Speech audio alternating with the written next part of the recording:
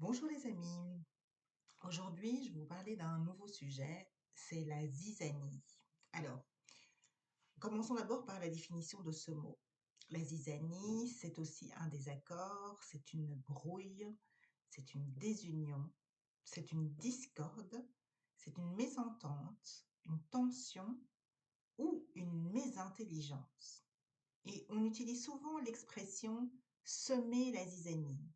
Donc, semer la zizanie, c'est faire naître des discordes, c'est être à l'origine des disputes entre des personnes.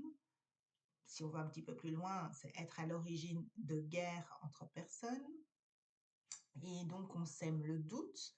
Celui qui sème la zizanie sème le doute et crée la suspicion. En fait, il y a toujours un but caché derrière la zizanie. C'est de diviser pour mieux régner. Semer la zizanie est reconnue comme une caractéristique dans la systémique perverse narcissique. Comment cette zizanie fonctionne-t-elle dans le couple et comment cette zizanie fonctionne-t-elle dans la systémique, donc dans le groupe? On va voir ça plus tard avec différents exemples. On va commencer d'abord par la zizanie dans le couple. Donc la victime du pervers narcissique va être mêlée, malgré elle, à des situations conflictuelles qu'elle n'aura pas choisies au départ, et aussi par rapport à certains domaines qui ne la concernent absolument pas. Comment est-ce que ça se passe? Ça se passe toujours par le truchement de la manipulation, c'est-à-dire, voilà, le pervers narcissique va mettre en place une certaine situation manipulatoire et donc la victime va s'y trouver mêlée. Mais il y a aussi ce côté néfaste qu'a la victime à vouloir toujours se responsabiliser pour des choses en fait qui ne la concernent absolument pas, qui ne sont pas siennes. Donc en général, le manipulateur est à l'origine de la situation conflictuelle. Donc ça, c'est assez important à retenir, c'est que le manipulateur est à l'origine de la situation conflictuelle. Ayant trouvé un adversaire à sa taille, probablement un manipulateur, le manipulateur va rencontrer dans une certaine situation une résistance. Et cette résistance lui est insupportable, car pour un manipulateur, tout lui est dû. Le manipulateur pense que tout doit lui être servi sur un plateau. Le manipulateur aussi se sent au-dessus des lois. Donc il pense qu'il a toujours raison sur tout. Et cette attitude va faire en sorte qu'il va se mettre beaucoup de monde à dos. Quelles sont les conséquences de cette attitude qui font qu'il attire à lui le conflit? Eh bien, il y a quelqu'un qui sera là, qui va subir ces conséquences en fait. Donc c'est important de retenir que le manipulateur va être à l'origine du conflit, mais ce n'est pas lui qui va subir les conséquences, c'est une autre personne ou un autre groupe de personnes qui va subir les conséquences. Et donc dans le cas du couple, qui va être là pour ramasser les morceaux, ramasser le pot cassé, réparer ce qui peut être, ce sera la victime et son empathique responsabilité. Donc, il faudra voir mes différentes vidéos qui expliquent en fait pourquoi la victime se sent coupable et se sent donc responsable de devoir réparer les choses. C'est une des caractéristiques de la victime. Donc, cette victime, à cause de son empathique responsabilité, va rentrer dans un conflit qui au départ n'est pas le sien. Et on pourrait se demander, mais pourquoi cette victime se mêle de cette situation? Ben, d'abord parce qu'elle n'a pas conscience du caractère pervers de son conjoint. Donc elle pense que naturellement, la terre entière en veut à son partenaire. Donc n'oubliez pas qu'une des caractéristiques particulières du pervers narcissique, c'est de jouer un rôle de Calimero. Donc en tant que pauvre Calimero, il aura été raconté que les raisons du conflit, eh bien, étaient autres que les réelles raisons, et donc il va mettre les raisons du conflit un petit peu à la sauce du Calimero, en se faisant passer lui-même comme étant la victime d'une énorme machination. Alors peut-être qu'il s'agit d'un manager méchant qui lui charge des poux, et ce n'est pas la faute de Calimero, parce que Calimero, voilà, il n'en peut rien s'il n'arrive pas à garder son travail. D'ailleurs, il faut défendre les intérêts de Calimero et les intérêts du couple et les intérêts des enfants. Et il faut engager des poursuites judiciaires contre cet employeur. Et qui va s'y coller, qui va payer l'avocat, c'est la victime du manipulateur pervers narcissique. Ou alors Calimero est sans diplôme. Calimero n'a vraiment pas de chance pour trouver un travail. Et toute la société d'ailleurs est contre Calimero. Personne ne veut engager Calimero. Et d'ailleurs, il est en conflit avec le syndicat Calimero. Et qui va devoir parler au syndicat pour apaiser les tensions? C'est la victime. C'est la victime du pervers narcissique parce que pour espérer toucher les allocations chômage, pour ne pas encore plus se mettre dans les difficultés. Et puis, à l'école, l'institutrice sûrement n'apprécie pas Calimero parce que quand il a voulu donner son avis sur la gestion pédagogique, l'institutrice n'a pas réagi positivement. Et Calimero n'a pas pu s'empêcher de lui dire ses quatre vérités. Alors, qui va essayer de rattraper la mayonnaise pour que leur enfant, qui lui est en classe toute la journée avec l'institutrice, n'essuie pas les revers de l'attitude de Calimero? C'est la victime, tandis que Calimero, lui, ne sera pas prêt à se repointer à une prochaine visite de parents. Parce qu'en fait, c'était ça le but. Le but caché était de refiler à la victime la responsabilité de la réunion de parents à l'avenir et pour toutes les autres réunions de parents, pour tous les autres enfants.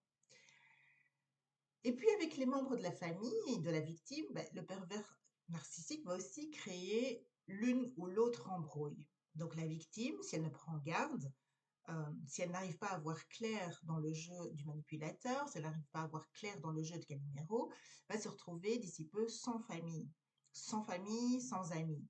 Car c'est bien là le but déguisé. Le but déguisé est d'isoler la victime de sa famille pour la mettre encore plus sous l'emprise de la manipulation. Donc quand on est éloigné de sa famille ou de ses amis, on perd le soutien dont on aurait besoin pour sortir de la relation. Ou parfois on perd aussi l'occasion d'avoir un reflet extérieur de ce qui se passe dans la relation, de la part de gens qu'on respecte et de personnes en qui on a confiance. On peut trouver en fait des tonnes d'exemples concrets de situations vécues dans la vie quotidienne. Donc, il faut vraiment retenir ce point important, c'est que le conflit est lancé par le manipulateur, mais que les conséquences du conflit ne sont pas assumées par le manipulateur, mais sont assumées par la victime. Donc, ça peut vraiment mettre la victime dans des situations désastreuses, tant point de vue émotionnel que financier. Et justement, on est en plein là-dedans à l'heure actuelle en Europe. Étant les représentants de la systémique perverse, une bonne partie des élites politiques sont en train de pratiquer de la zizanie à tour de bras à l'heure actuelle. Alors, on va s'aider un petit peu d'une fameuse bande dessinée, la fameuse bande dessinée d'Obélix et Astérix, qui est intitulée La zizanie, afin de mieux comprendre les méandres de cette pratique. Jules César se voit refuser par le Sénat des fonds pour des nouvelles conquêtes, étant donné qu'un village tout petit et simple lui résiste. Encore et toujours le village des Gaulois. Donc imaginons un petit peu un scénario de bande dessinée pour notre chère Europe à la mode zizanie. Donc on peut imaginer à la place de Jules César, la hyène, l'Europe qui a soif de conquérir un clocher jaune et bleu. Business is business, comme on dit dans les écoles de commerce, ou encore tout est bon dans le cochon. Alors pourquoi conquérir un nouveau clocher? Vous allez me demander. Tout d'abord, c'est apparemment le modèle économique européen. Donc sous prétexte d'agrandissement de l'Europe, il y a moyen de piquer des gros fonds dans la poche du contribuable européen. Ça, c'est le business model. Et cet argent n'est pas envoyé aux contribuables du nouveau clocher. Non, l'argent est envoyé à l'élite de ce nouveau clocher et aussi un petit peu à notre élite, à l'élite européenne au passage, pour des bons services rendus à la patrie. Tout cela sous le couvert du financement d'ONG et d'excuses de reconstruction du clocher. Bon, il aura fallu au préalable détruire le clocher, bien sûr. Alors, bien sûr, on aura vu un petit entrefilet dans la presse locale qui nous aura informé que ce financement occulte des ONG est petit à petit dévoilé suite à l'élan d'inspiration donné par le DOJ, le Department of Government Efficiency aux États-Unis, mais personne en fait n'en parle. Personne n'en parle, sauf Astérix et Obélix en parlent ensemble la nuit en regardant les étoiles. Deuxième raison qui explique le besoin de conquérir un nouveau clocher, et qui découle de la première raison d'ailleurs, c'est que le business est en train de décroître au sein de l'actuelle Union européenne. Parce que là, les eurocrates ont déjà épuisé les ressources en pompant un maximum d'argent dans les classes travailleuses de la population et que le programme d'extinction de la population est déjà mis en place via les injections à ARNM et la mise en place de l'idéologie wokiste aussi, qui fait que les jeunes ne veulent plus se mettre en couple pour procréer, ce qui inévitablement conduit à l'extinction de l'espèce humaine. Et donc, conséquence, il n'y a plus de poche à ponctionner. La ressource est tarie. Donc la hyène aimerait bien justifier l'envoi quand même de ces 800 milliards d'euros pour acheter le nouveau clocher. Bon, la hyène, elle va vous dire ceci, hein. Si vous ne savez pas quoi faire de vos futures économies, bah oui, les 800 milliards d'euros, la hyène ne les a pas sur son compte en banque, la Commission européenne ne les a pas sur son compte en banque, donc vous n'avez pas besoin de réfléchir, la hyène s'en charge et c'est déjà comment vous allez dépenser votre argent, même si vous ne savez pas trop comment vous allez faire pour pouvoir le gagner. Mais bon, pour cela, il faut quand même que vous soyez un petit peu d'accord. C'est-à-dire que vous êtes plus ou moins d'accord, parce que de toute façon, ce n'est pas vous qui prenez les décisions, hein, c'est pas vraiment vous qui devez donner votre accord, c'est le Parlement européen, mais quand même, on a envie qu'il y ait un sentiment généralisé qui fait croire que tout le monde est d'accord. Et donc, pour que tout le monde soit d'accord, il faut absolument en venir à bout de ces irréductibles Gaulois. Les Gaulois sont des personnes irréductiblement résistantes. Les gilets jaunes, les agriculteurs et toutes les personnes qui ont un gramme de bon sens dans le cerveau, ainsi que la nouvelle équipe gouvernementale d'Abraha Trumpix. Après une réunion avec ses conseillers, la hyène a trouvé la solution et décide d'envoyer aux Gaulois, dans l'espoir de provoquer une petite discorde, la hyène a décidé d'envoyer Tullius Detritus, alias Manu Omicro, un Romain qui a le don inouï de semer la zizanie partout où il passe. Son premier geste, d'ailleurs, est d'offrir le jour de l'anniversaire d'Abraha Trumpix un vase précieux et une petite tape dans le dos à Zélastix, qu'il prétend être l'homme le plus important du village. Alors là, on peut s'imaginer la scène, hein. Abraha Trumpix, qui n'en peut plus de voir Zélastix, ce fameux acteur sur le Flixnet, plébiscité comme étant l'homme le plus courageux au monde, le sauveur de l'Europe, celui qui a osé affronter la Grande Rougix.